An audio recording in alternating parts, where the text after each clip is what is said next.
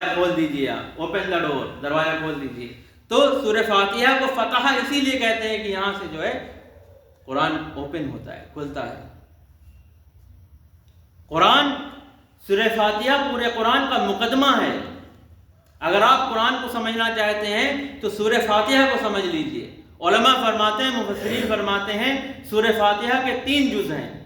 پہلے میں اللہ کی ربوبیت، اللہ کی وحدانیت، اللہ کی توحید کو بیان کیا گیا، یعنی الحمدللہ رب العالمین، یعنی اللہ کے رب ہونے، اللہ کی وحدانیت ربوبیت کو بیان کیا گیا. پھر فرمایا الرحمن الرحیم، کہ وہ رحمان ہے، وہ رحیم ہے. پھر فرمایا مالک یوم الدین، وہ مالک ہے بدلے کے دن کا. رب العالمین، رب ہے تمام جہانوں کا. آپ سورج کو دیکھتے ہیں، آپ جب یہ غور کریے کہ یہ سورج جو ہے اس کے اندر اتنی آگ ہے. سائنس یہ کہتی ہے کہ ایک ہائیڈروجن بم ہوتا ہے، ایک پرمانو بم ہوتا ہے. جو ہائیڈروجن بم ہوتا ہے وہ زیادہ خطرناک ہوتا ہے پرمانو کے مقابلے میں. اسی لیے آپ نے سنا ہوگا پوری دنیا کے اندر کسی بھی ملک کے پاس ہائیڈروجن بم نہیں ہے. پرمانو بم ہر کسی کے پاس ہے، بھارت کے پاس بھی ہے. ہائیڈروجن بم بنانا بین ہے، یو این او نے جو ہے بین کر رکھا ہے. آپ ہائیڈروجن بم نہیں بنا سکتے.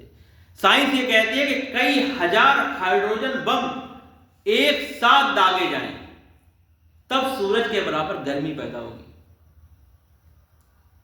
سورج کی جو باہری جو پرت ہے، سورج جو ہے وہ 3 پرتوں میں ہے.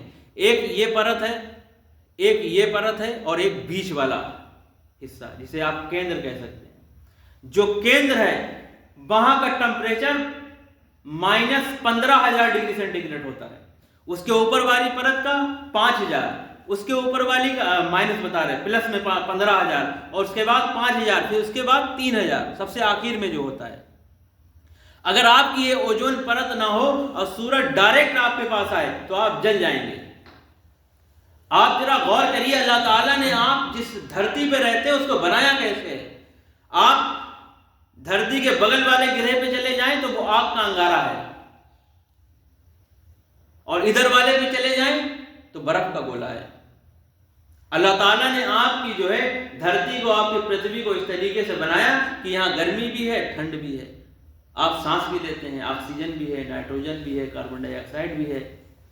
اب مسئلہ یہ ہے کہ یہ تمام چیزیں جو ہم پڑھ رہے ہیں اس کے ذریعے سے ہم اللہ کو کتنا پہچان پا رہے ہیں، ہمیں کتنا بھی علم ہو. مسئلہ یہ ہے ہم نے اللہ کو کتنا پہچانا. قرآن کہتا ہے اقرا بسم ربک الذی خلق، پڑھو اپنے رب کے نام سے جس نے تم کو پیدا کیا.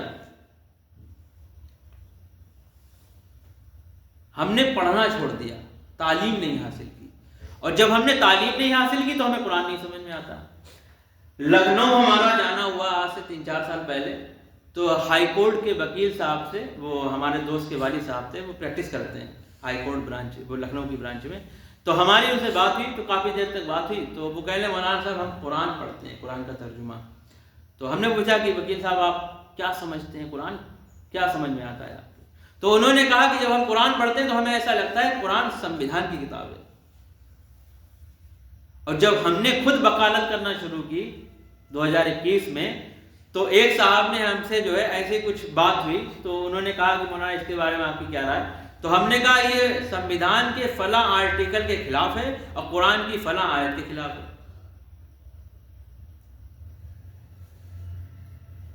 کب ہوگا؟ جب آپ کے پاس تعلیم ہوگی. ایک ڈاکٹر صاحب ہمارے یہاں ہیں، BA MS کیے ہوئے، تو وہ ہمارے گھریلو تعلقات ان سے ہیں، دوا لینے وغیرہ جاتے ہیں. تو ہم ان کے پاس گئے تو وہ تفسیر عثمانی پڑھ رہے تھے. تو ہم نے ڈاکٹر صاحب سے پوچھا، ڈاکٹر صاحب آپ کو قرآن میں کیا سمجھ میں آتا ہے؟ تو انہوں نے کہا کہ قرآن ہمیں لگتا ہے کہ ڈاکٹری کی کتاب ہے. اور میں اپنا تجربہ بتاتا ہوں، جب میں قرآن پڑھنے کے لیے بیٹھتا ہوں تو مجھے قرآن ایسا لگتا ہے کہ یہ بایو کی کتاب ہے. جب تھوڑا آگے بڑھتے ہیں تو لگتا ہے کیمسٹری ہے، تھوڑا آگے بڑھتے ہیں تو لگتا ہے فزکس ہے، تھوڑا آگے بڑھتے ہیں تو لگتا ہے جغرافی ہے، بھگول ہے، تھوڑا آگے بڑھتے ہیں تو ہسٹری ہے. اور ہسٹری تو بھری پڑی ہے. موسیٰ علیہ السلام ہسٹری، ابراہیم علیہ السلام ہسٹری، نوح علیہ السلام ہسٹری، آدم علیہ السلام ہسٹری. ہسٹری تو ہے. ہسٹری کسے کہتے ہیں؟ تاریخ کسی کو تو کہتے ہیں.